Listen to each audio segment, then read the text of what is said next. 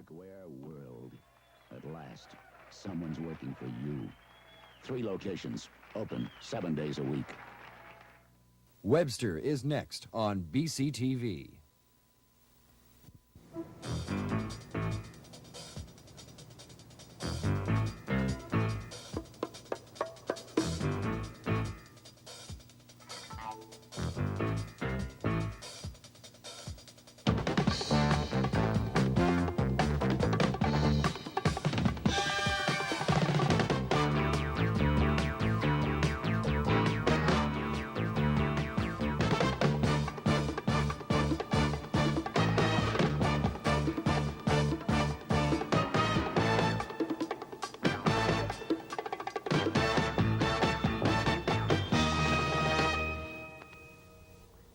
Come the 1st of March this year, good morning by the way, the Alberta government begins to cut back its oil production as a protest against the Liberal government's national energy policy, which it regards, I think, as disastrous. Here's what Merv Leitch, Energy Minister of Alberta, said yesterday in Vancouver. I believe that had the federal government accepted the energy package, Premier Lougheed proposed to the Prime Minister on July the 25th, 1980, this nation would have been on its way to fulfilling that promise.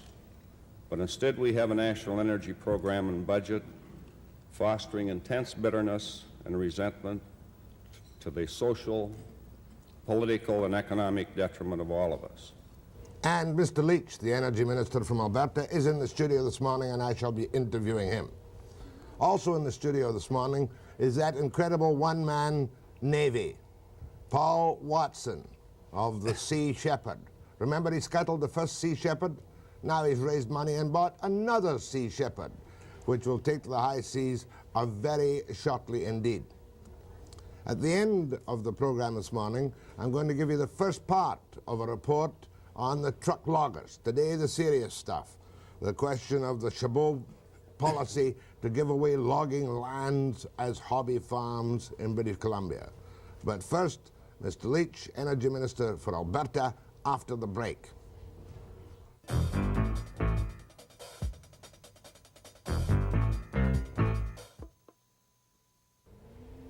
I'm sure Merv Leitch, the Energy Minister for Alberta, will forgive me if I say that the average man in the street doesn't know the details of the fight, but he knows that there's a grave crisis between Alberta and Ottawa, a crisis which could lead to almost anything. And it's all over the national energy policy imposed by the Liberal government. Mr. Leitch, how big a threat to oil sufficiency in this country is the Lalonde-Trudeau package? I know that you've put a number of major projects on hold. Are you doing this politically or out of real need for the West and the province of Alberta? Well, you ask about the size of the threat to Canadian oil self-sufficiency of the national energy policy and budget. And I have no doubt, Jack, they're a very, very major threat. I firmly believe what I said yesterday, which was that if we had a harnessing of the national will, if we all got together in this country, the governments and the people, and went to work on producing oil, we could by 1990 be totally self-sufficient. Why was it not possible, however, for your government and the Trudeau government to come to some middle-of-the-road compromise on pricing? You had set certain levels of prices less than world standards. They presumably had done the same. Why couldn't you get together? It's more than pricing, Jack. We have, as you know, and I think it's important to point out that we've never asked for world price for conventional oil. That's the oil that comes out of the wells. Well, the highest we're asking for is that it reach 75% of the North American price by January the 1st, 1984. But pricing was only one of the issues. The other, and these were matters of principle that we were standing very firm on, were that there should not be any export tax on natural gas or any wellhead tax on either oil or natural gas, because those are really federal royalties on a provincially owned resource. And you now have these? And we now have these. They're not called that in the budget, but there's no question that those taxes are, in effect, wellhead taxes. You don't deny the right of the federal government to collect taxation in almost any way, do you? No, not at all. In fact, in our arrangements, our agreement with Mr. Clark's government, and in our proposal to the present government, we had contemplated a significant increase in federal government taxation revenues. Our opposition, and our view is that they should be in the normal profit taxing field and not be putting a tax that amounts to a federal royalty on a provincial resource. You have no objection, just speaking hypothetically, if the oil companies were making fantastic profits in the new prices, that Ottawa take the cream off the top from them directly? Oh, absolutely none. In fact, in the Joe Clark agreement, there would have been an additional tax called an energy self-sufficiency tax of about $8 billion total revenue to the federal government over the term of the agreement because of increased profits that would have flowed from price increases. But is it not a fact that you have a basic objection to the type of, what does he call it, Canadian ownership tax, to the operations of Petrocan, and what you may well regard as a form of socialization of the oil industry down the road? Well, you've raised three things there. We have no objection at all to the concept or principle of Canadianization. I think everybody just supports that. You can't argue against it. I think the real issue is how do you bring it about? And the second aspect of that is that I don't think they have been totally fair with the Canadian people in telling them the cost of bringing it about. So we don't have any objection to the concept of Canadianization. It is how you do it. And I think it's misleading to describe what's in the National Energy Program as Canadianization. It's really nationalization. But the Canadianization component we would support, and in fact part of our policy in the oil sands was to increase not only the Canadian ownership of the new plants, but to very, very significantly increase the Canadian the capability to build them. Now, the effect of the national energy policy, has it, I mean, you're regarded as the Croesus, the richest kingdom in the country. Now, is it going to create hardship for you, or are you so wealthy even on your cutbacks and your hold downs that Alberta will continue to prosper regardless of the federal energy policy? Oh, there's no doubt that Alberta, because will be prosperous. But the point that everyone's missing when that statement's made, Jack, is that we're prosperous because we're selling a rapidly depleting resource, and once it's sold, it goes down the pipeline, it's gone forever. So we are selling off the farm, if you like, to get the income. And we need to put in place a diversified economy, to have a backlog, to support Alberta economic activity when that resource is gone. And when we're talking about the conventional oil, that is depleting, going very rapidly. When you say going very rapidly, conventional oil, well, you can drill a well, bring it up and sell the oil. Yeah. What, 100 years? Oh, no. For example, in 1975, we were producing about 1,700,000 barrels a day from our conventional field, 73, I guess. Right. Now, in 1980, we were down to about 1,000,003. By 1990, even on the most favorable circumstances, we'll be down to about 750,000. So that's in 17 years, we've gone from 1,700,000 per day down to about 750,000. And that curve fall-off increases. It falls off more rapidly as time goes by. This is why you wanted your price on the 40-year graduated scale to 75% of the world price, to bank as much as you can for the future. Well, and also to keep the industry looking for oil, keep them drilling wells, because we think there's more oil there to be found. Not the large finds that we've had historically, but there's, we call them jackrabbits as opposed to elephant. And we think the industry should be keeping drilling wells and finding more oil, which Canada needs so desperately, because alternatively we're buying it on the world market. And there's nothing good for Canada about buying a barrel of oil in the world market. Will Alberta start its cutback of, 60-odd thousand barrels a day March the 1st, as scheduled in your protest announced by your Premier? Yes, and there's one qualification I think it's very important for me to make, Jack, is that we will not cut back the production if replacement barrels are not available in the world oil market. In other words, if Canadians are going to go short of oil because they can't buy a replacement barrel in the world, we won't cut back, even though we're being forced by the unilateral action of the federal government to sell that oil at well below half its value. You won't let the unmentionables freeze. That is right. But let me get that clear. That's 60-odd thousand you cut back on March the 1st, isn't it? Yes. And it rises to 180,000 on September the 1st. That is right. What will you be doing? You'll be watching the federal government and saying, well, they can buy that overseas. How much will they have to pay for it? Well, depends. If you're buying it on the spot market, it'll be, I think, well over $40 a barrel. That is Canadian in Canadian What funds. presently does it cost them to buy the Alberta oil for the East? Oh, it's $17.75 a barrel. Well, we'll say $18 a barrel, and you'll say, okay, now that we've cut it, you have to buy it on the spot market and buy it. Yes. So it's going to cost the taxpayer across the country a lot of money to do that. There's no question. It's more than double the price on the world market of what's being paid to Alberta. Now, because you did this, took this action, although you've modified your threat very strongly by saying nobody's going to go short, did that improve the prospects of negotiations or make it worse? Well, I really can't answer that because I have had no communications or meetings with Mr. Lalonde, the Federal Energy Minister.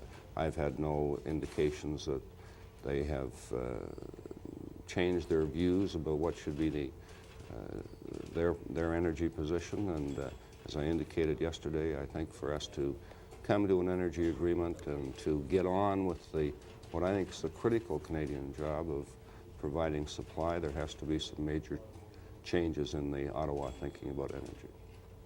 Tough? Yes, it is. Do you think there's no, I'll take a break and then I'll ask you this question. Merv Leitch, Energy Minister from Alberta, after the break.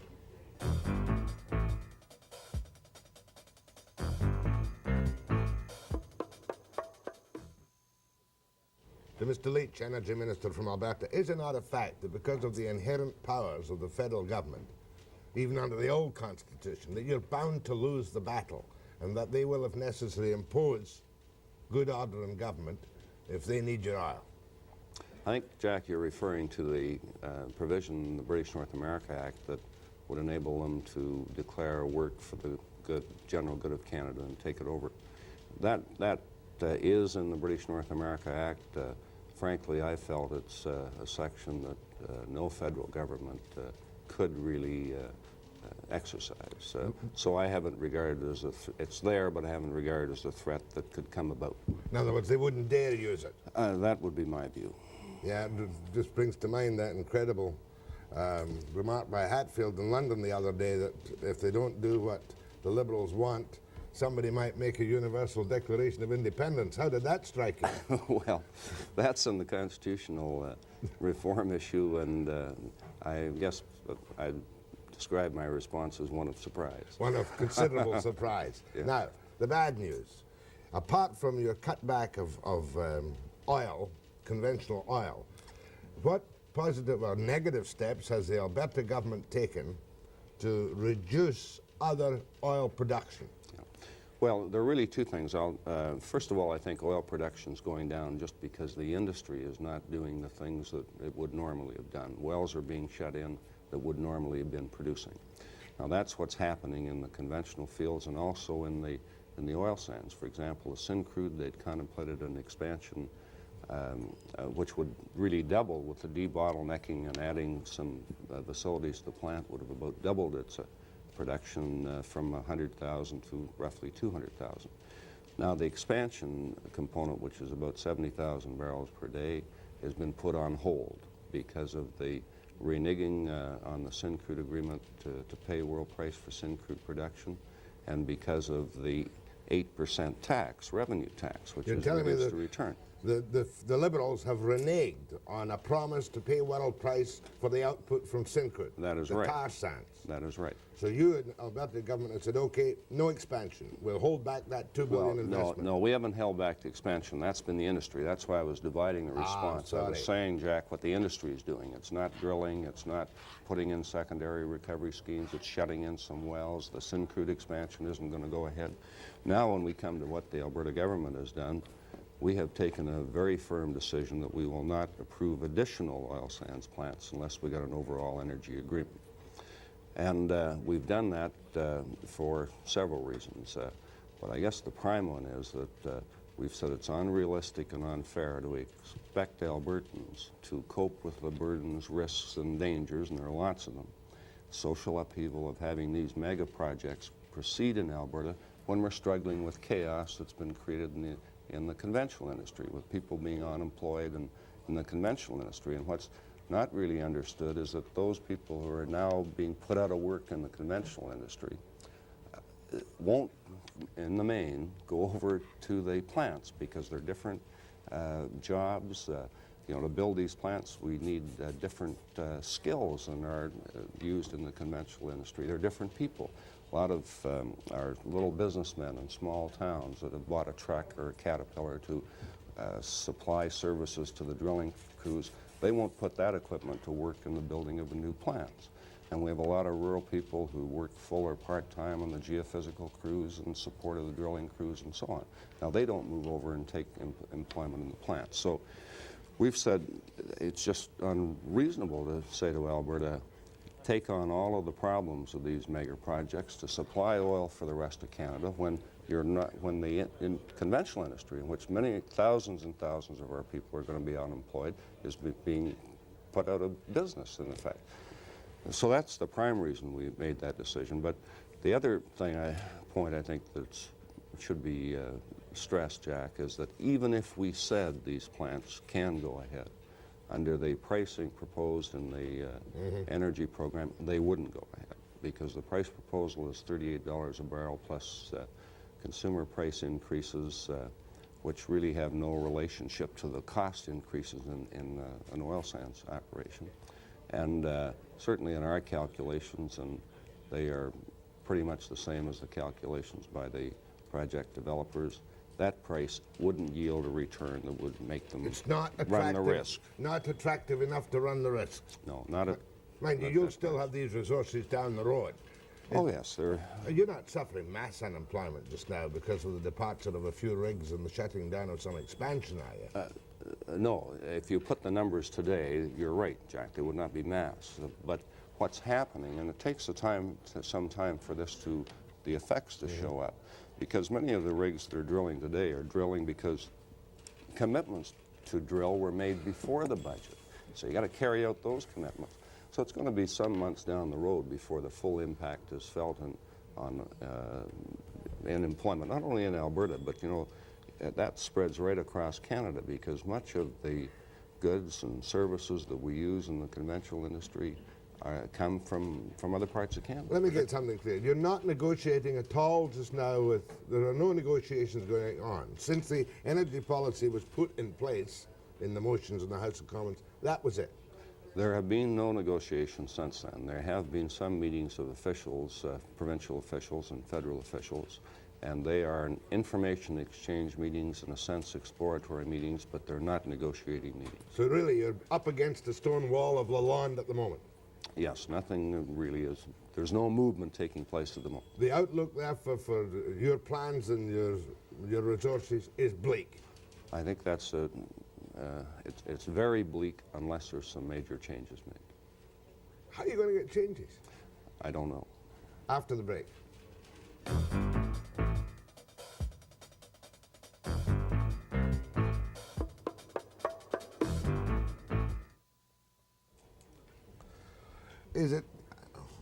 Is it fair to say that, and I noticed the color of your eyes, that you are the blue-eyed Arabs of the West? No, I don't think it is at all. Well, now, I just want to get this quite clear, though.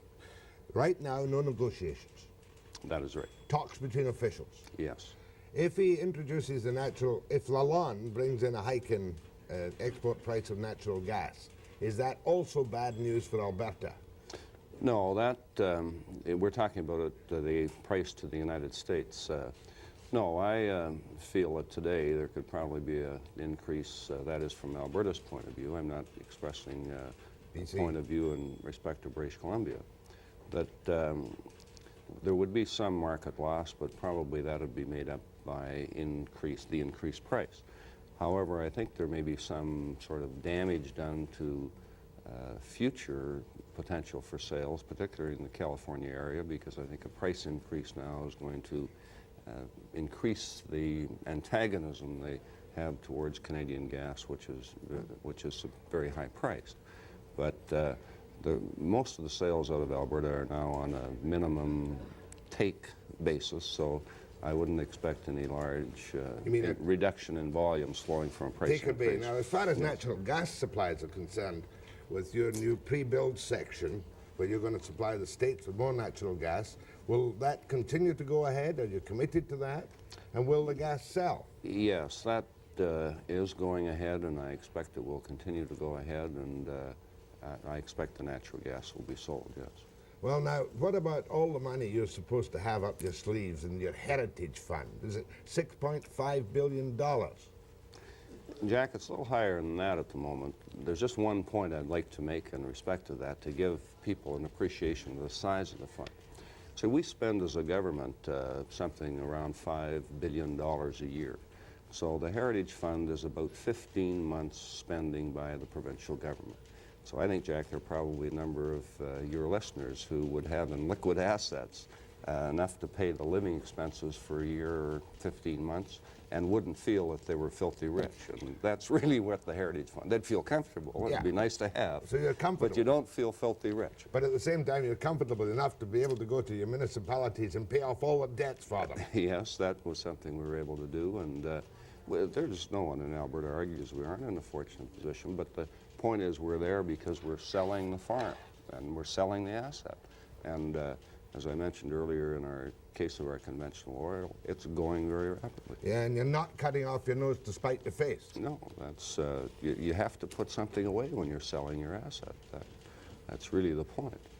Well, now, how much has really fled the province since the national energy? I saw big pictures of oil rigs going south to the United States. Once they go, will they come back? It'll be extremely difficult to get them back, Jack. Once these people have gone to the trouble of an expense, and it's very expensive to move a rig from Alberta down into the United States, once they've done that, once they've gotten experience down there, I'm talking about the companies now, the oil companies as well as the drilling rigs, it's going to be very hard to turn that around, to slow the exodus, very hard to bring them back.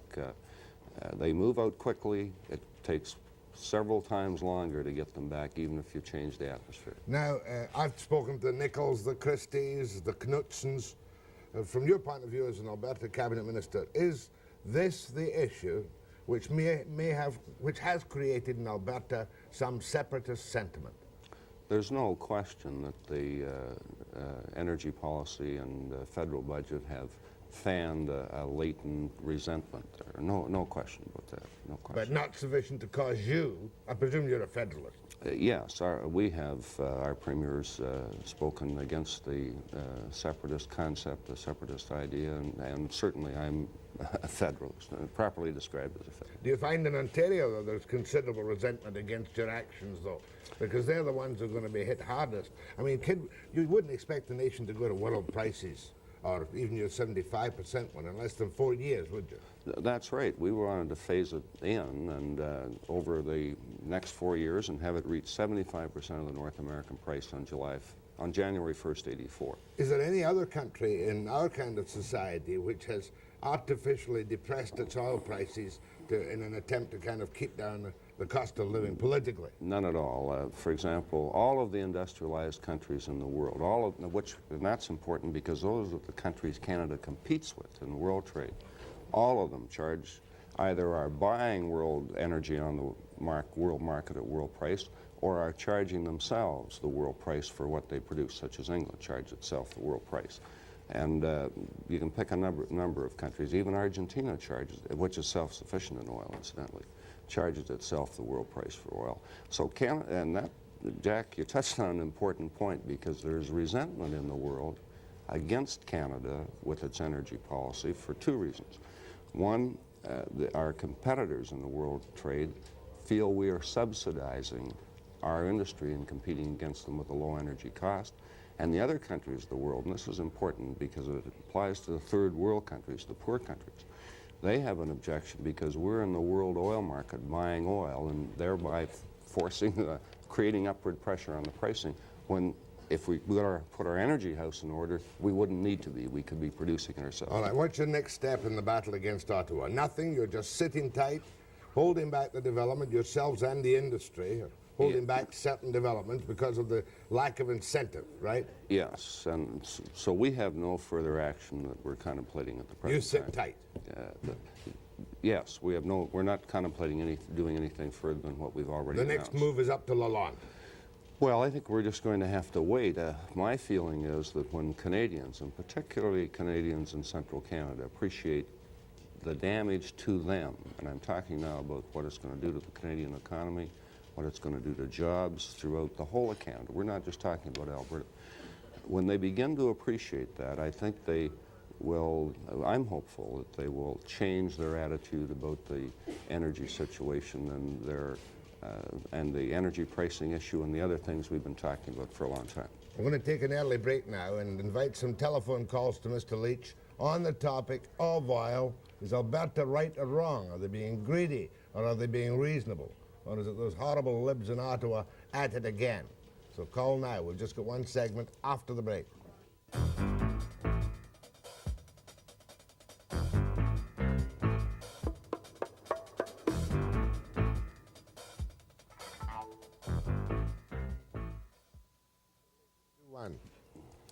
Questions to Merv Leitch from British Columbians about Alberta's energy policy. Go ahead, please. Where are you? Go ahead, please. Hello, I'd more or less like to ask Mr. Leitch, what are the specific methods of Canadianization he has in mind?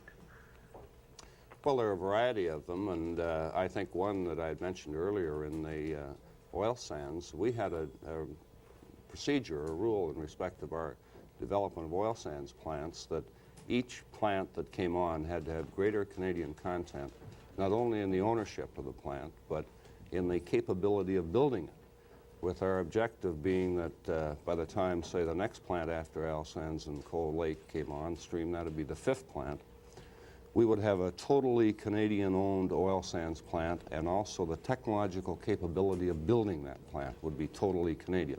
So probably some major pieces of equipment like the big cokers and so on would have to come from other places in the world, but the capability, the technology of building it would be all Canadian, the ownership would be all Canadian, and certainly that was the objective of our government as a provincial government. To reverse my question then, is Ontario cutting off its nose by not supporting your pricing formula because of the boost that would go to Ontario's industry?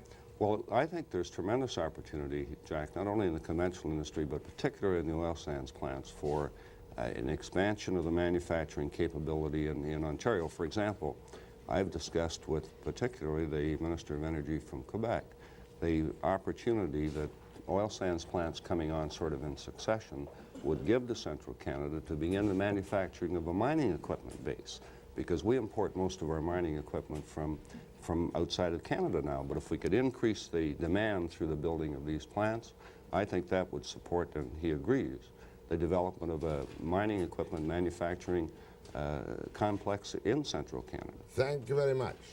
Go ahead, please. Yes, Mr. Leitch, I'm very much in sympathy with what Alberta is trying to do, and I watched Premier Lougheed being interviewed by Mr. Bassett. But I am wondering if you could not somehow implement a very large education plan to let Canadians know what is happening, because we have spoken to friends in the East and they are not aware of your problems. They simply feel you're being a monster, which we know isn't true. You've certainly hit a very critical point, and we're aware of that, and we're doing a number of things. We're going to try and do more, but you've hit the problem, in my view, in the essence. It's a communication problem. We think that if Canadians were able to know all of the facts about this very complex issue, that we wouldn't have the kind of problem and feeling we have in Canada But you're today. not going on a propaganda campaign about it in Ontario, for instance? Well, not a propaganda campaign, Information Jack, campaign. but we will be speaking there. We will be, and we're encouraging Albertans to communicate with people in the rest of Canada. We put out a major brochure or a document in Canada, in Alberta, an information document, and we hope that's going to find its way across Canada. So we're working on it. Go ahead from Kelowna. Good morning, Jack. Good morning, Mr. Leitch. I have 4 brief questions I'd like to ask you. The first is, the world price is not set by the free market, it's set by a cartel, and why should we be forced to conform to a price which is set artificially? The second one is, why accept a strike of the oil corporations? If there was a strike of the unions which tied up the oil industry, there would be one whale of a public protest against such a strike. The third one is, Why should the U.S. complain when they are getting $1 worth Canadian of gas for around 85 cents? And the fourth challenging question is why not use the Heritage Fund to set up Petro Alberta and put the people of Alberta in the oil business on their own? Good questions. Let me answer the last two quick first because they're easy ones. I can't comment on what the United States pays for natural gas exported from British Columbia, but primarily the export of natural gas to the United States from Alberta is paid for in U.S. funds, not Canadian funds, so your comment about the dollar is wrong. You refer to Petro-Canada. Remember, we have set up and did in Alberta a number of years ago the Alberta Energy Company, which is 50% owned by the government, the other 50% owned by the shareholders, and incidentally managed by the shareholder ownership, not the provincial government, and that has played a very important role in resource development in Alberta. When you talk about a strike by the corporations, I don't regard it as a strike. I'm not talking about the multinationals, I'm talking about the small companies, which are nearly all Canadian-owned, and you refer to it as a strike. I think if you just looked at the netback numbers before the budget and after the budget, you'd find that isn't so. I'll go to Saskatchewan. Quickly, before the budget, the netback on a barrel of oil produced from Saskatchewan, and these are numbers turned out by the Saskatchewan government, was about $1.15 a barrel. It is now down to 17 cents a barrel. I don't think you can talk about strikes there. And finally, you talk about a cartel. The answer is that OPEC is not a cartel.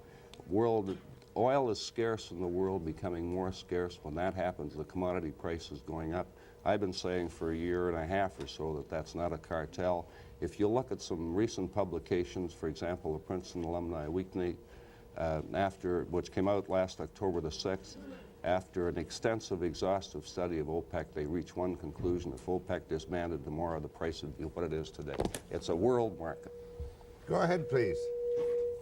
Go ahead, please. Where are you? On 5, Gladys. Who will that take? Go ahead, please. Good morning, Mr. Leitch and Jack. Would either one of you two gentlemen care to enlighten me as to just what, if anything, can be done by any province other than simple submission and resigning themselves to it in the event that the Trudeau government imposes peace, order, and good government? Well, I think there'd be a legal question as to whether that could be done, and you may have heard me mention earlier in response to a question by Jack that while that capacity or that provision is in the British North America Act, I really don't think it's one that federal government could use. Yeah. If they do impose it and you challenge it in the courts, you'd be playing against a stacked deck anyhow, would you not, being that most of the federal judges are Liberal appointees? I think I'd leave that question unresponded to. Thank you very much. I've said my piece on that many a time. Go ahead, please. Good morning. Morning. Mr. Leitch. Good morning. I'd just like to ask a question, and then I'll take my answer on the air. I did a lot of hard rock prospecting up through the North Country, and about 15 years ago, I got a pretty good location where there is oil, and I phoned an office in Calgary, and they told me they wouldn't give me a nickel, even if I had a whole lake of oil. They said they won't deal with the public. And I haven't had any results on this yet. I wrote to the federal government. No, just a minute. You're hardly on. I don't suppose there's a question here for Mr. Leitch at all, or is there? I just wanted his opinion on why they don't cooperate with the private prospectors. Why do they totally ignore them, you know? If you're talking about oil, I find that very surprising because we have a lot of land in Alberta, which is where the oil and natural gas rights are owned by people, individuals, not owned by the government of Alberta. Yeah. And there's dealings between the producers, the explorers, and the owners of those lands going on every day. Okay, sir, go ahead, please. Hello, it's good. I'm calling in regards to, I'm just sitting in my apartment here looking around, and most of the items in this apartment have oil in them in some way or another. And I'm wondering what I would have to pay for a new refrigerator if the cost of oil went up to almost world levels. They're about $1,000 now. Would I have to pay $2,000 for it if I had to go out and buy a new one? Well, I think the question you're asking is what component is energy cost in manufactured goods? Right. And the fact is that the energy cost in manufactured goods is a relatively small component. I can't be sure of the exact percentage, but we're talking like 3% or 5% or something of that order, depending on what manufactured product you're talking about. So, and we're talking about an increase of a small percentage of that. So it isn't going, you're hardly going to notice it on your fridge cups. Go ahead, please. Yes, Mr. Leitch. It's obvious that neither Trudeau nor Davis are interested in the Canadian people. Davis, of course, he doesn't want an oil increase when he has an election coming up because he might get booted out. And Trudeau, I think at this point, wants to get something in place that's going to be forever and ever. And he seems to be willing to pay higher prices to foreign countries. Well, you've underscored an important point. We're paying, for example, to Mexico the World Price Plus. I'm not sure of all the pluses in that contract, but the World Price Plus. Incidentally, the oil we're buying from Mexico is of a very heavy kind, the kind of oil that, incidentally, is being shut in Saskatchewan because of the National Energy Program, particularly the 8% production revenue tax, and I referred to that earlier. So that program is shutting in wells that could be producing oil, and we're buying the oil, for example, from Mexico at the World Price Plus. Why? I mean, you've got me baffled there. You're saying that in Saskatchewan the taxation brings it down to 17 cents a barrel? And I'm using the Saskatchewan government's figures. If you go to the industry, they think it's even worse than that, but I'm just using the Saskatchewan Today or tomorrow, Mr. Trudeau is meeting the President of Mexico. He might buy some more. Well, they haven't been able to get deliveries of what they'd arranged to buy already, but... when we buy heavy oil like that, do we have to refine it when it comes up here? Well, and it's the oil we've received so far from Mexico has been of a very poor quality in the sense that it's heavy. In fact, the Canadian refiners wouldn't take it until the federal government said, if you don't take it, we're going to cut off the subsidization or the compensation payment. So they, in that way, forced the Canadian refiners to take it.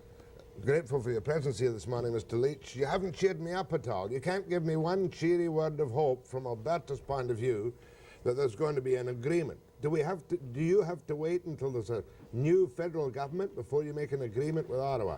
Jack, I can't give you any cheerful thoughts, and I wish I could, except this one.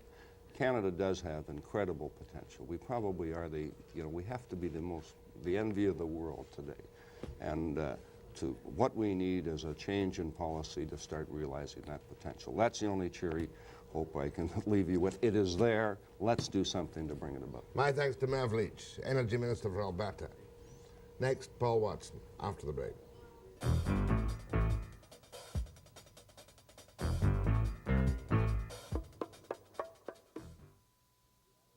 I have been known on the odd occasion to be less than enthusiastic about some of the activities of organizations like Greenpeace. But this past summer I met Paul Watson, who is, I suppose, a one-man band in many ways, an environmental protester. I believe I called him a pirate on one occasion. And Paul is the man who scuttled his own ship, the Sea Shepherd. When and where again? I forget. New Year's Day, 1980. In Porto, in Portugal. In Portugal. And now I see from the journals of the day that you're back in business with a new Sea Shepherd. Yeah, we just managed to buy another ship about 1 year after we scuttled the last one. And it's now, we brought it over from Hull, England, and we're just entering Glasgow this morning.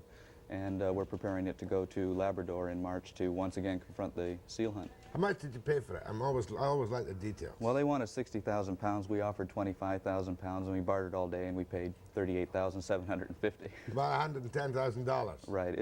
It would cost about $2 million to build a ship like that. Now, last time I interviewed you, I think the money for the Sea Shepherd had been raised under the banner of Cleveland Emery's Fund for Animals. Fund for Animals. And the Royal Society for the Prevention of Cruelty to Animals. The British one? Yes. And that was the famous Sea Shepherd with which you rammed the pirate whaler. We did 2 expeditions with that. In March of '79, we brought it into the Gulf of St. Lawrence to confront the seal hunt, and eight crew members, including myself, were arrested on that. Then we took it to Bermuda to prepare it to hunt down the pirate whaler Sierra, and we found the Sierra on July 16th, '79, rammed it outside the port of Portugal, and permanently shut it down. Now, I was very admiring of your whaling expedition, I must say, your anti-whaling expedition. Did Emery put up the money for this new Sea Shepherd, this tug? Well, he put up about $15,000 of it, but most of the money's coming from the fact that we sold our story to Warner Brothers, and they're going to be making a movie about our adventures with the Sierra, and they paid $250,000 for the rights to the story. Yeah, you were dickering about that when I interviewed you last summer. Well, we had about 18 offers, and we finally settled on Warner Brothers. $250,000, did you say? Yes. Are you going to star in it? I'm a technical consultant. I think Jack Nicholson is supposed to star in it. But He's going to play Paul Watson. I think so. Now, I think, what are you going to do with this Sea Shepherd? She's now entering Glasgow, Greenock this morning. Yes. Were you talking to me yesterday? Yes. We have a crew of 12 volunteers on her right now, and we have an awful lot of people in Glasgow who are prepared to put time and energy into outfit it and prepare it to leave at the end of February. For Labrador, and we'll sail into the ice amongst the sealing fleet and disrupt that again as much as we can. This time we'll also be carrying a hovercraft on board, a 3-man hovercraft, so we'll be able to cover quite a bit of area on the ice. You're not going into the Gulf of St. Lawrence as such? No, because that's inside Canadian territory. A British flag vessel in international waters is, I believe, out beyond the jurisdiction of the Canadian government. They cannot arrest us. And see, I'm going in there facing I get an automatic 3-month prison term for going into the area. That's the terms of the probation that were given to me. Oh, when you were nailed the last time? Yes. I was convicted of being on the ice floes without permission of the Federal Minister of Fisheries, and that gave me an $8,300 fine, 10 days in prison, which I was to serve the first day of the seal hunt in 1980, and which I did. And I'm forbidden to go to the ice or protest the seal hunt in eastern Canada for a period of 3 years. And if I do, I get 3 months in prison. That's pretty tough restrictions. I think so. So now you're going to take the Sea Shepherd under British registry up among the sealers in the waters off Labrador? Yes. Well, think they can find a way to nick you for that? I don't think so. They can't board our vessel legally. I'm sure the RCMP and the fisheries officers that wouldn't let that stop them. They certainly have broken the law of the land in arresting us before, and I think they would do it again. I would have thought that by this time, with the worldwide protests against the seal hunting, that Greenpeace, give them credit, and all the other organizations, would really have killed the market for sealskins. There is no market for sealskins. In fact, I have photographs which I brought with me showing thousands of pelts which we dug out of a dump in Halifax that Carl Carlson Sealing Company has thrown them away. Well, just a minute. I'll tell you what we'll do. Take a break and we'll come up with some pictures you have and you can tell me that story again.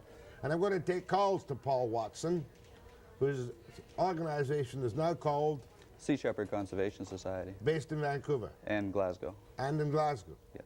Couldn't find a better place. After the break.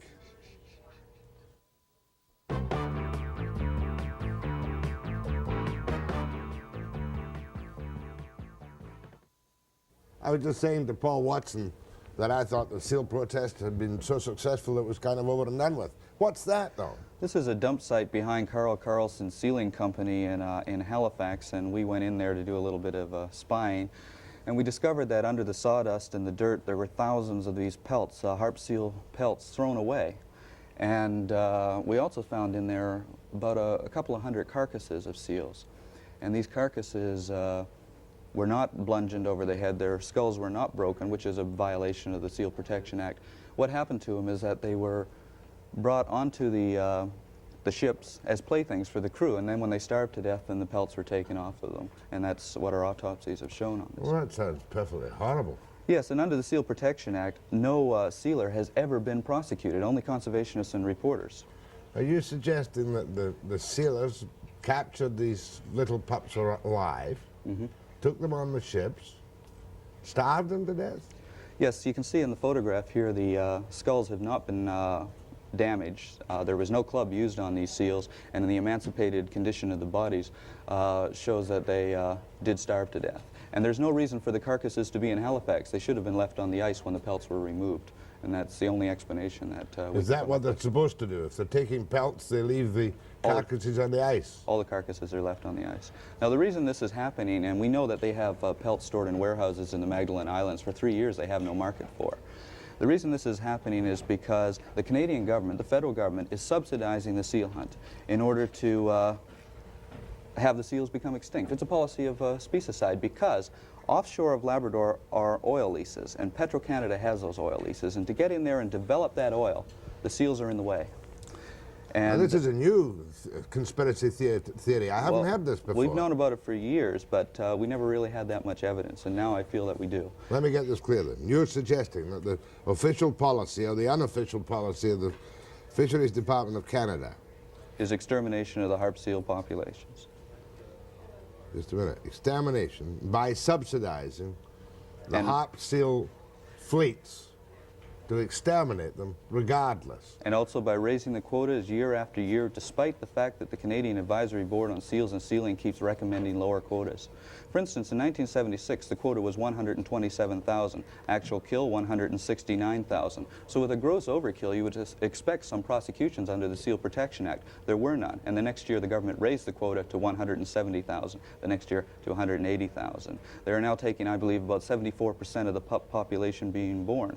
And yet this hunt has lost money consistently for 10 years. The government says it makes money, yet they get $18 a pelt times the quota of 180,000. That's $3.6 million. It's costing over $5 million for the Canadian taxpayers to subsidize this. It's a glorified welfare scheme. And we, I mean the conservation groups and told opposed to this, have offered to pay every sealer to not kill seals, and the government turned us down. What we believe is the government wants those sealers to go out there, kill the seals, so a dying industry, in this case the sealing industry, will take the full blame for the extermination of the seals, and by 1987 or 1990, Petro-Canada can go in there and exploit those oil resources without fear of an oil spill, because if they have an oil spill from January to April, that oil spill could exterminate the species, and then Mobile Oil Company and Petro-Canada will take the full blame for that. And they still remember the oil spill off of Santa Barbara in California and what that did to Standard Oil. I think that's a horrifying scenario. But you've got a couple of facts in there for sure, in that the Canadian Advisory Board has recommended that the quotas be cut. Ever since 1972. But they keep increasing them. Right. That a subsidy is paid around $5 million? Around that. That subsidy is paid to whom? To the sealing companies? To the sealing companies. Also, it's costing us money to send the icebreakers in to break ice for the sealing ships, to get those sealing ships in So apart there. from any cruelty and lack of decent treatment of the poor seals involved, it's a very bad deal for the Canadian taxpayer. And it's also threatening the very civil liberties of Canadians, because what they do is they find out what we are going to do, then they pass a law specifically designed to stop our tactic, and then they say we're breaking the law. For instance, when we wanted to dye seals with an indelible dye to destroy the commercial value of the pelt, that was nothing wrong with that. The government did that for 20 years as population migratory research. As soon as we wanted to do it, they passed a law, and when we did it, they arrested us under that law. Do you think, though, well, obviously you must stay away from Canadian waters in your British ship if you're going to interfere with sailors, or you'll be 3 months in the brig? Well, I would probably be subject to 3 months in prison as soon as I return to Canada. Yeah, only if you go into Canadian waters. Or even after I come back home to Canada after the campaign. You mean after this campaign? They might find you, reckon they might find something with which to charge you? Well, I would have been breaking my probation by being... When will you be in Canadian waters on the Sea Shepherd, the new one? During the month of March. March this year? Of this year. Should be exciting, shouldn't it? Yeah, and I hope that we can have some effect and stop them from killing them. Will you be able to use the Sea Shepherd in your continued vigilance against the, as I recall the other story, the illegal whalers? Yes, after the seal hunt, we'll be sailing to Panama and then up to San Francisco to prepare for a campaign in the Bering Sea to take on Soviet whalers. They want to kill 180 gray whales, which we believe are, well, which are a protected species. And also we will interfere with the Alaskan Pribilof seal hunt. And next year we'll be sailing to Antarctica to take on the whalers and krill harvesters and other entrepreneurs. In other words, you're not really concerned about the legality of certain types of whaling. You're going to interfere with it. The last time around, you were actually after people with phony registration in funny countries. And we shut them down. We've shut down 6 whaling operations. Since the ramming of the Sierra was sunk on February 6th. And 2 Spanish ships were sunk on April 27th. I put a reward of $25,000 on the head of the pirate whaler Astrid and sent an agent to the Canary Islands to post reward posters in Spanish. And as a result, she couldn't get a crew, and the ship was sold to a Korean fishing company to become a fish boat. And you didn't have to pay the $25,000? No. And since then, the Taiwanese have shut down 6 of their ships, and I also had the reward out against them. And the South African government seized 2 pirate whalers, and they're still under seizure. We shut down 11 operations altogether. Markedly successful. And that leaves 1 pirate whaling operation in Peru and 1 in Chile. And we may go down to Peru just as we go through the canal before we go to San Francisco. A long, slow trip in a tug. Well, she does 17 knots. Not too bad. 17 knots. Fairly new tug, built 1960. 63. 63. And it was a Cod War vessel, and the reason we got it so cheap is because it's economically redundant. Oh, a British Cod War vessel for the battle around Iceland. Yeah, and they're scrapping them because they can't use them anymore, so we managed to get them before they scrap them. That battle's over, isn't it, between the Iceland and the British lost. The British lost that battle, yes. Now, calls to Paul Watson of the Sea Shepherd on environmental protection of waterborne things after the break.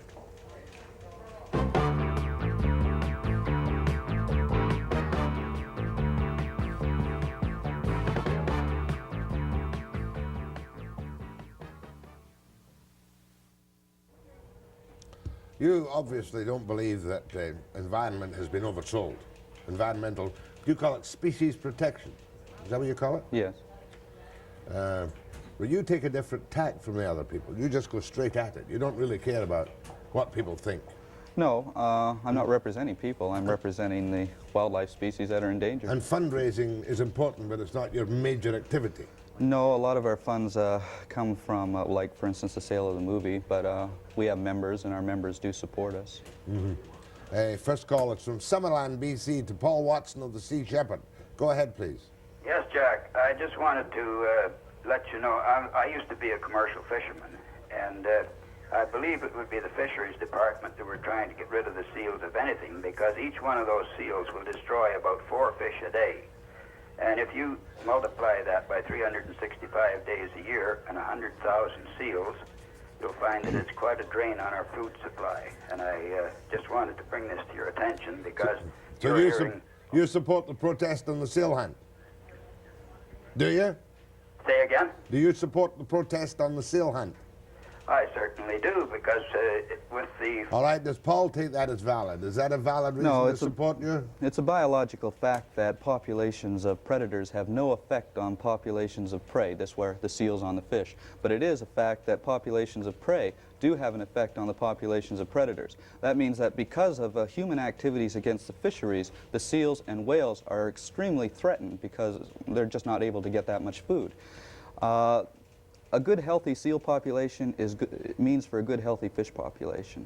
Fair enough. I'd go for that. Go ahead, please. Yes, I'd like to tip my hat to Paul Watson. I think he's doing a good job. I have 2 questions. First, what is the address of your organization for anyone who wants to join? And second, as a member of Greenpeace, I'm a little confused with all these various organizations, why they don't pool the resources and their energy into one entity that can be dealt with. Okay, first address. 1926 West 4th Avenue in Vancouver. 1926 West 4th, Vancouver, Sea Shepherd Society. Paul Watson. Why don't you pool your resources, he asks? I sure wish that we could.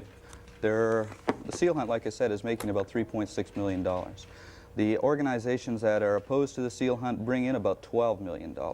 If they all got together, we could buy out the sealing industry. But unfortunately, they won't get together because too many of these organizations have a vested interest in the seal hunt, because if the seal hunt was ended, they'd all be out of a job. My organization does not pay its employees. We have no administrative overhead, and nobody gets paid. And because of that, I feel very secure in criticizing those organizations that do that, because they certainly don't help us. Bluntly said. Go ahead, please. Mr. Webster. Yes, sir. There are always going to be self-serving, glory-seeking type people like Paul Watson, who with a cause will go out and commit criminal acts to further their ways. That doesn't amaze me. What amazes me is that a man of your stature would sit on a program like this and openly encourage a man who is known for his law-breaking activities. Now, Guilty. in Rome, we found out a good example of that when they can get media coverage, they'll go out and kill people. I mean, can't you see where this is all going to lead by this type of thing? Your conduct is just deplorable, both of your conducts. I haven't really broken the law, for instance, in our activities against the pirate whaling fleets. These ships were criminals. They were condemned by the International Whaling Commission. They were breaking every law, international law in the book. For 10 years, the International Whaling Commission could not shut them down. I went out and simply enforced the law. If a person goes into a bank with a gun to rob it, he expects to be stopped by a policeman and he may be shot. If a person wants to kill whales illegally, then I am the policeman and I'm going to shut him down. And I have taken every precaution to ensure that there is no injuries, and to this date we haven't had a single injury. Well, my conduct is apparently deplorable. I find you a very interesting guy. I find you kind of a throwback, a little bit of a freebooter. I support your campaign on the whales somehow or other. I'm not so enthusiastic about the seals, but I'm certainly enthusiastic about the whales, and that's just a personal predilection of mine. Go ahead, please. Yes, good morning. I'd just like to say that I'm certainly pleased that there's an organization like the Sea Shepherd organization that is looking after our animals. Because if we had to wait for our federal governments and everybody else in the bureaucracy to look after our animals, it wouldn't be very long before we turn around and find out that we didn't have any left to look after. Fair enough. That's and true. I'd just like to also ask, is there any, what would you say, sort of a population control number or something done on the whales? Do we have any idea how many whales there are left in the waters of the earth? Or? With certain species, we do know because they pass a certain given point during the year, and we can count them. For instance, there's 13,000 gray whales. With the bowhead whales, there's less than 2,000. Of the 10 great species of whales, 7 of them are extremely threatened with extinction. How about the killer whales, like the type that we have in the zoo here at Stanley Park? Well, killer whales are actually dolphins, they're the largest member of the dolphin family, and they are also very rare. The problem there is that the Russians are starting to kill them. Last year they killed 920 killer whales in the Antarctic illegally, and when the Russian delegate to the International Whaling Commission was asked before the Infractions Committee, he did not bring an interpreter, and he read a book and walked out of the meeting, and that was the end of it. They have no powers of enforcement. Why kill killer whales? For the meat. For the meat? Because they are destroying the other populations of whales, and they have an active whaling fleet, and they'll take whatever they can get. Thank you. Go ahead from Armstrong. Hi, you sound good, all your facts and figures. You really sound like you know what you're talking about. Good luck to you. Oh, thank you. Bye-bye. Bye-bye. Well, that was simple, short and sweet. Go ahead, please. Where are you? Yes, Jack. That's you. Yes, I was just wondering, I heard on a game show the other day there was only 5 blue whales left in the world. Is that true? I just wondered if Paul knew. No, it certainly isn't. There's the blue whales. It's hard to really say how many there are, but we do know that there's at least over 10,000 of them. There's large populations in the North Atlantic. But 10,000 whales might sound like a lot, but they have to spread out over the entire ocean. They have to find each other in order to breed, and they stay isolated. So that species is one of the most threatened species. But it's not 5. No. Thank you. Go ahead, please. Yes, Jack. I just wanted to ask Paul if he hadn't, I can't speak with any authority on the East Coast, but I certainly know something about the fishing situation here on the West Coast, where most positively the salmon is a diminishing resource. Rather than the emphasis being on the oil interests, I would like to question, Paul, that some consideration hasn't been given to the fact that the fishing industry is also in trouble on the East Coast and doesn't oil. The tremendous benefits, by comparison to the benefits from fishing, take precedent over the food source. And then eventually the government can fall back and say, well, the seals ate the fish, you know, this sort of thing. Well, I can just add a few more facts about the fish versus the seals. The harp seal does not consume cod. They have never found a codfish in the stomach of a harp seal. It's a capelin feeder. Capelin up till about 3 or 4 years ago was a non-commercial fish until the Newfoundland fisheries exterminated or wiped out the herring stocks, and that's why they started to fish capelin. The harp seal, furthermore, takes capelin in the Baffin Island area where there's no competition from human fisheries, and also when it's down having its pups, there is the female harp seals do not eat fish at all. There I must stop you, unfortunately. Paul Watson, Sea Shepherd Society, And despite that call on 1926 West 4th in Vancouver. Best of luck. Oh, thank you. Thank you, Paul. After the break.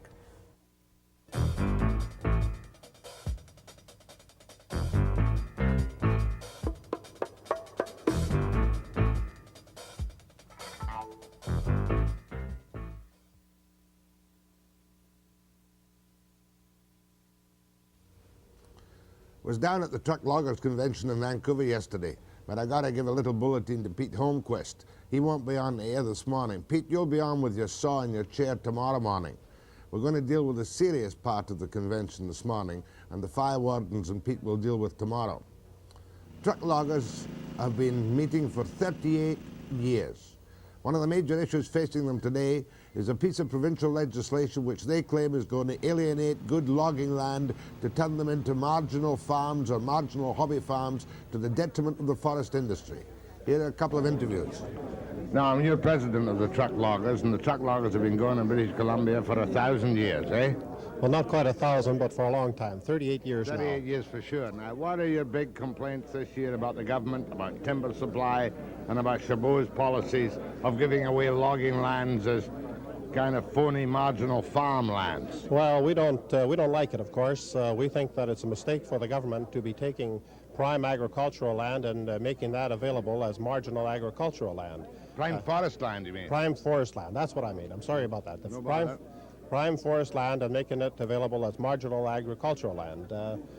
We think the best use for that land is forestry, and we think that to use it for forestry is not only important for this industry, but it's important for the future generations of the province. Let me get the picture clear. The Chabot plan is to take these crown lands in certain areas, which you and I would agree are marginally agricultural, that's right, but which have forest cover on them now. Yes, much of the land has a very good forest cover. Some almost mature crops, some immature that are in good, young, healthy stands. It might be 30, 40-year timber on the land. Yes, and it seems to me that it's ridiculous for the government to be following a policy of taking this land and removing the trees from it, which is one of the conditions attached to making that land available for agricultural use, and at the same time be concerned about reforestation and the planting of new forests. Now, in one part of the interior alone, they've got 20,000 applications for this land. That's what I understand. There's a very big expectation from a lot of people that they are going to have land made available to them.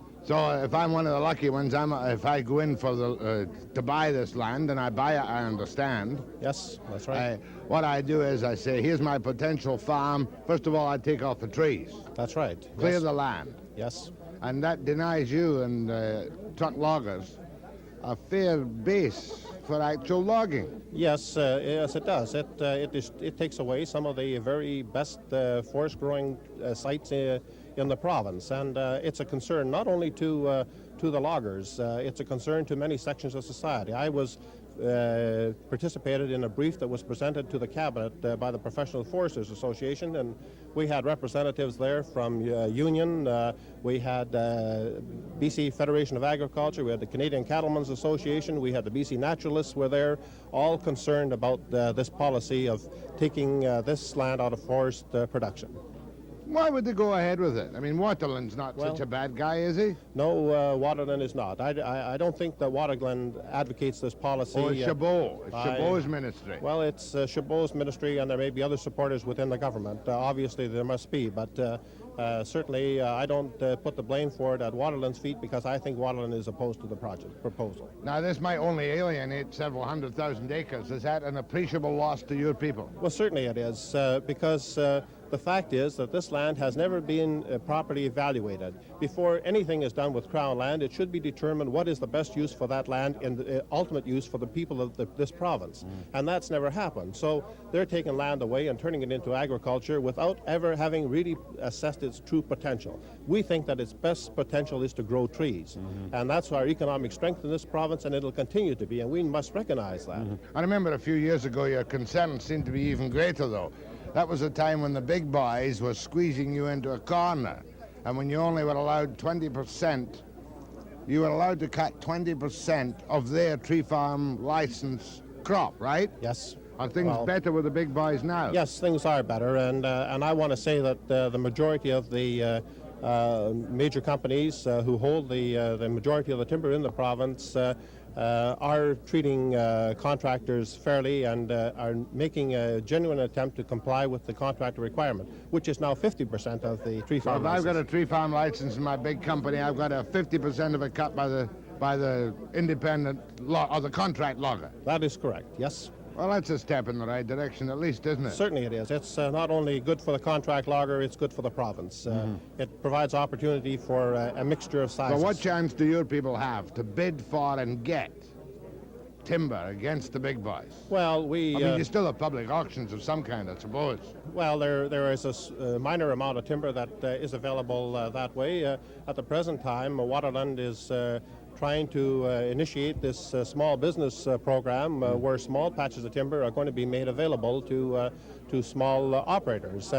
And some of that timber may come as timber that's surplus on some of the tree farm licenses, because we're suspicious that there are surpluses on some of the tree farm licenses, and that's not taking anything away from the tree farm license holder, because they have, in fact, we think, more timber than they ever thought they had. Well, I remember, it's not that long ago since Waterland said to the big boys, use it or lose it. That's right. Has he punished anyone for not using it? Well, I don't know that he's punished anyone at this time for not using it, but he is certainly, I think, still says he's pursuing that policy, and that's what's going to happen. And at this point, there are some inventories being taken to find out precisely what the timber is available on. How do you manage to be mayor of Maple Ridge on the side? Well, that's not on the side. I'm the president of the truck loggers on the side. Yeah, I see. Yes. 81 looks good, bad, or indifferent? Oh, I think it's got its problems, but I think it looks essentially good. Thank you, Norm Jacobsen of JV Logging Limited, Haneytown. Haneytown, that's it. Thank you very much, Jack. Thank you. Gordon Fisher of Crestbrook Industries is president of the Interior Lumber Manufacturers Association. I've got that right, Gordon? Right. Where is Jack. Crestbrook Industries? In Cranbrook. In Cranbrook. In the East Kootenays. Now, I know that you're worried about this Chabot legislation, which apparently is going to steal valid logging lands. Now, just tell me what it is and tell me what you think about the Chabot legislation. Well, Jack, it looks to me like they're setting up a variation, what you could commonly call hobby farms. And they're alienating forest land base that won't do anything but grow trees, and they're selling it off at ridiculous prices. And it appears to me that it's an empire-building job for Chabot. In other words, it looks like a good thing for a politician to do, to tell people, here's your chance to buy from this great government cheap land in which you can take one crop of timber and then have a hobby farm. Well, that's about the way that it looks. Well, no, you obviously feel threatened by it. How many applications has you got for this land in the interior? I don't know for sure, Jack, but there's somewhere in the neighborhood they claim of 35,000. 35,000? Yeah. Have you any indication of what prices these people are going to get the land at? Well, some of it has been sold already at, as I understand it, at less than the value of the timber that was on it at the time. Not a bad buy for an individual who can grab it. You better believe it ain't a bad buy. What size of a plot of land? Well, it's, I believe it amounts to almost 7 acres. I mean, I don't know what abbreviation you put that in hectares, but it's about 7 acres of plot.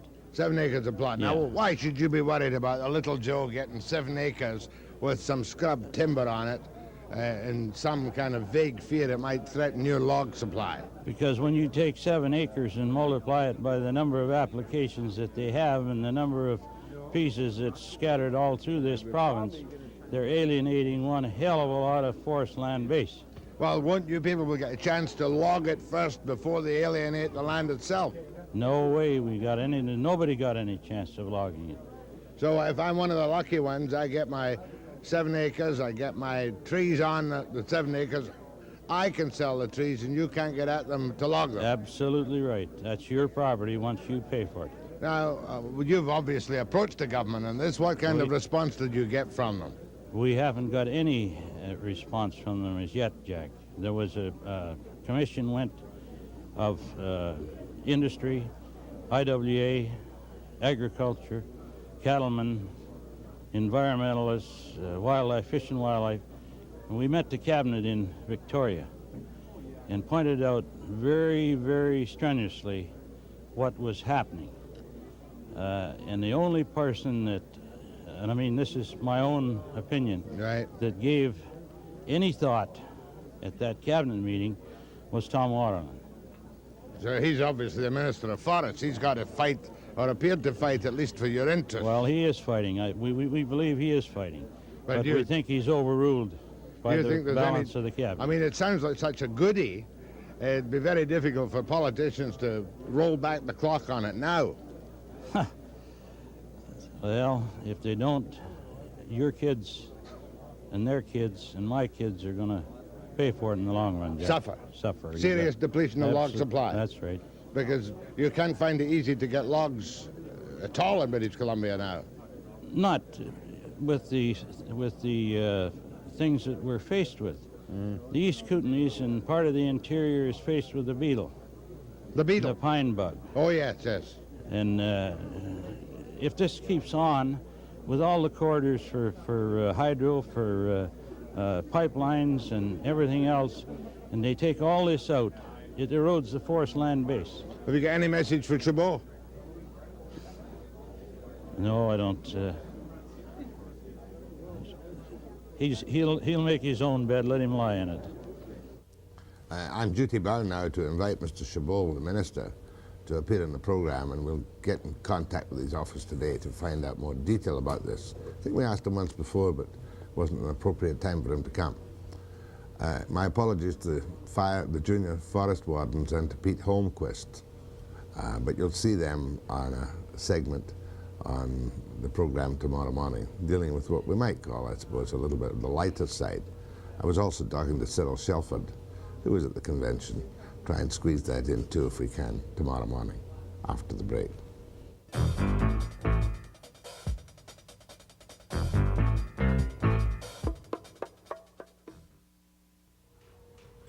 Tomorrow morning, I've committed myself to doing the Holmquist and the last half of the truck loggers. What have you committed me to? Judy Arola, the Minister of Mines from Sudbury. The Federal Minister of Mines. Federal. Don't even know how to spell her name. But we're not going to talk about the Constitution, hopefully. And a man who works for the British, I think, Airways or... Former editor of Punch. That's right. Tomorrow morning, 9 a.m. precisely.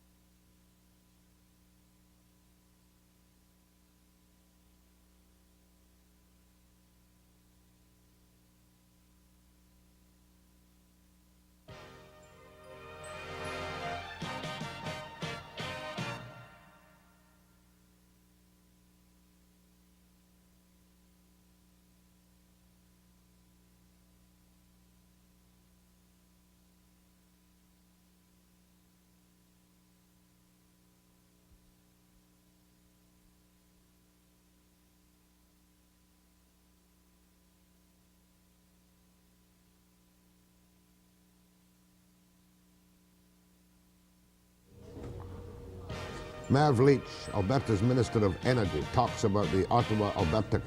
No, too long. One more.